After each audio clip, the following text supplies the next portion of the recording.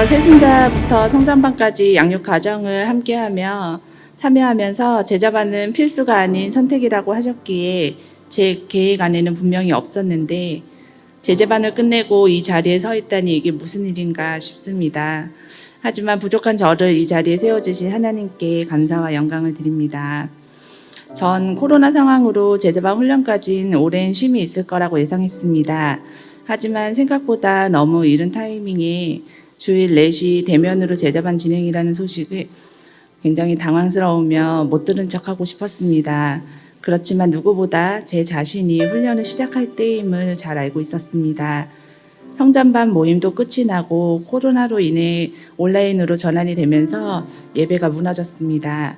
처음에는 현장에서 함께 예배를 드리며 나누는 교감과 은혜, 교제의 막힘이 답답했던 것도 잠시 온라인 예배가 익숙해지면서 편함에 빠졌고 예배를 위한 최소한의 몸과 마음의 준비 없이 겨우 TV를 틀고 앉아 유튜브로 형식적으로 드리는 예배가 유일한 신앙생활이 되었습니다.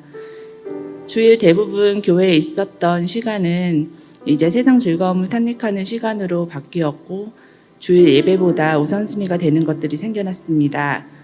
다시 대면 예배가 시작된다는 소식은 반가울 리가 없었습니다. 오히려 불편하고 귀찮은 마음이 먼저 앞섰습니다. 대면 예배의 거부감은 저희 아이들에게도 동일하게 나타났습니다. 자신들의 선택할 수 있고 누릴 수 있는 시간을 허락 없이 뺏었다는 듯 왜 교회에 가서 예배를 드려야 하는지 버텼고 원망하며 예배의 방법을 선택하려고 했습니다.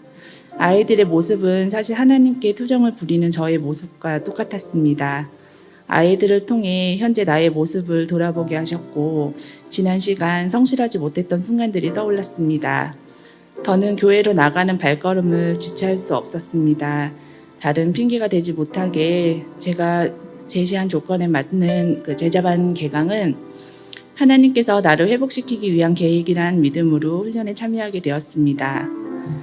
긴 호흡으로 가져가야 하는 제자반 훈련은 쉽지만은 않았습니다. 하지만 혼자가 아닌 동기 집사님들과 함께였기에 가능했습니다. 단순히 성경 공부가 아닌 진솔하게 나누는 삶의 이야기와 그 삶 가운데 이끄시고 역사하시는 하나님의 은혜를 공유하며 삶에서 하나님을 의지하고 신뢰하며 나아가야 하는 자세와 생각을 정리하는 과정은 나와 하나님의 관계를 점검하고 재설정하는 시간이 되었습니다. 그동안 하나님을 일상에서 친밀하게 느끼지 못했고 하나님과 일상에서 교제하는 방법을 몰랐습니다. 하지만 여러 양육 과정을 거치면서 하나님의 속성을 시작으로 구원의 확신과 신앙의 성장을 배우며 하나님을 바로 알아가고 하나님 앞에 나아가야 하는 방향성을 설정하게 되었습니다. 제자 훈련을 받으며 내게 주어진 삶의 자리에서 성도의 삶으로 연결하는 방법에 대한 고민을 하게 되었고 한 줄 고백 숙제를 위해 시작한 큐티는 다른 누군가의 고백을 따라하는 것이 아닌 스스로 고백하고 삶에 적용하며 살아내기 위해 애쓰기 시작하면서 어떤 선택이나 행동 앞에 하나님을 먼저 의식하는 계기가 되었습니다. 일상에서 하나님의 말씀을 삶에 연결하는 훈련은 하나님께서 나와 동행하시며 가까이 있음을 느끼게 되었고 함께 예배의 회복이 되었습니다. 더불어 함께 드리는 주일학교 예배가 소중해졌습니다.